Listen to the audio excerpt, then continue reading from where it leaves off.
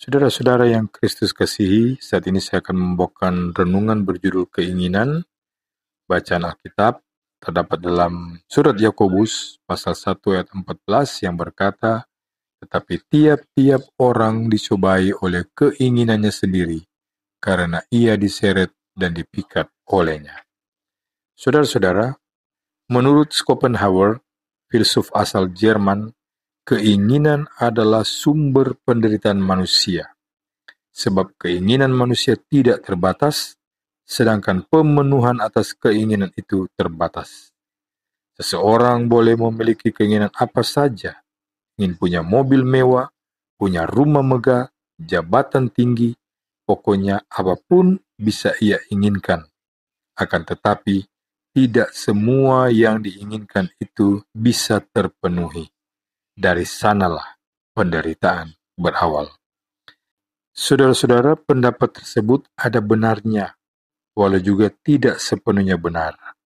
Tidak jarang kita dibikin susah atau membikin susah orang lain dengan keinginan kita sendiri. Kita ingin ini, kita ingin itu, ketika tidak kesampaian, jadinya malah susah atau menyusahkan orang lain. Tidak jarang pula ketika keinginan kita tercapai, kesulitan baru justru muncul. Sebab segera sebuah keinginan terpenuhi, biasanya segera pula kebutuhan baru atau bahkan keinginan baru itu muncul. Begitulah keinginan memang bisa menjerumuskan.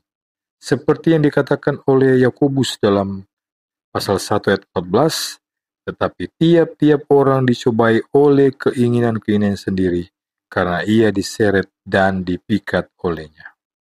Nah, kalau begitu, apakah kita harus mematikan keinginan? Kita tidak usah punya keinginan apa-apa. Tidak demikian, saudara. Sebab selain tidak mungkin, karena selama hidup kita tidak mungkin bebas dari keinginan, bahwa kita ingin tidak punya keinginan pun sudah merupakan keinginan. Keinginan juga perlu agar hidup kita punya arah.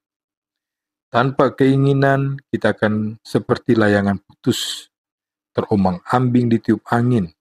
Bayangkan kalau kita bepergian tanpa tujuan, kita akan luntang-lantung tidak tentu arah, dan akan kehilangan daya juang pula dalam menghadapi tantangan. Hidup tanpa keinginan juga begitu. Tidak punya visi, tidak ada motivasi. Kita akan bingung, terutama bila berhadapan dengan rupa-rupa pilihan dan tawaran. Kita juga akan kehilangan daya juang untuk memperoleh yang lebih baik. Hidup kita akan menjadi serba rutinitas dan statis. Dunia tidak akan pernah maju kalau isinya hanyalah orang-orang yang tidak punya keinginan. Lalu bagaimana? Di satu pihak keinginan itu baik, tetapi di pihak lain juga bisa menyusahkan. Yang terbaik adalah jalan tengah. Kita perlu punya keinginan, tetapi jangan sampai dikuasai atau diperbudak oleh keinginan. Awal dari suatu kehancuran biasanya terjadi ketika sadar atau tidak, kita sudah mempertuan, bahkan mempertuhankan keinginan kita sendiri. Sebab ketika keinginan sudah begitu menguasai kita, maka kalau tidak tercapai, kita bisa sangat putus asa dan kecewa. Tragedi kemanusiaan seperti yang tampak pada kasus bunuh diri, mabuk-mabukan, penyalahgunaan obat-obatan terlarang, sering berawal dari keputusasaan dan kekecewaan yang dalam.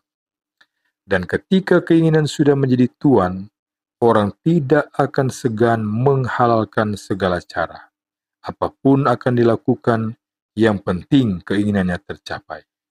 Pernah seorang pemuda tanggung begitu ingin punya sepeda motor seperti teman-temannya, tetapi karena orang tuanya tidak sanggup membelikannya, akhirnya ia nekat merampok tukang ojek.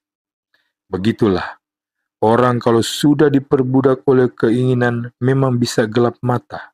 Banyak contoh lain, misalnya orang tua yang begitu ingin anaknya masuk sekolah favorit, lalu menyuap.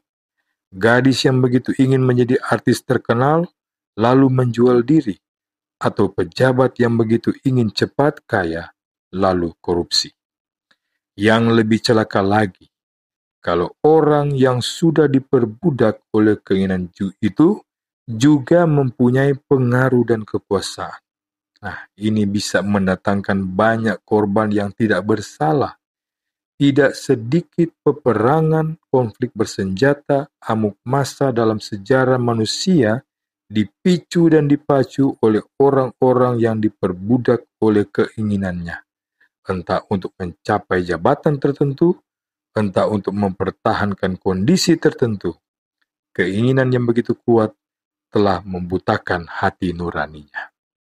Maka memang kita harus berhati-hati dengan keinginan. Jangan sampai kita dipikat dan diseret olehnya. Keinginan akan berguna selama ia menjadi pelayan. Tugasnya hanyalah memandu dan membantu langkah hidup kita.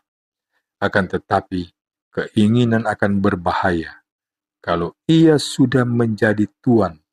Karena itu baiklah kita menyertai keinginan dengan penyerahan diri kepada Tuhan, bukan kehendakku yang jadi, melainkan kehendak. Tuhan Yesus memberkati kita semua. Amin.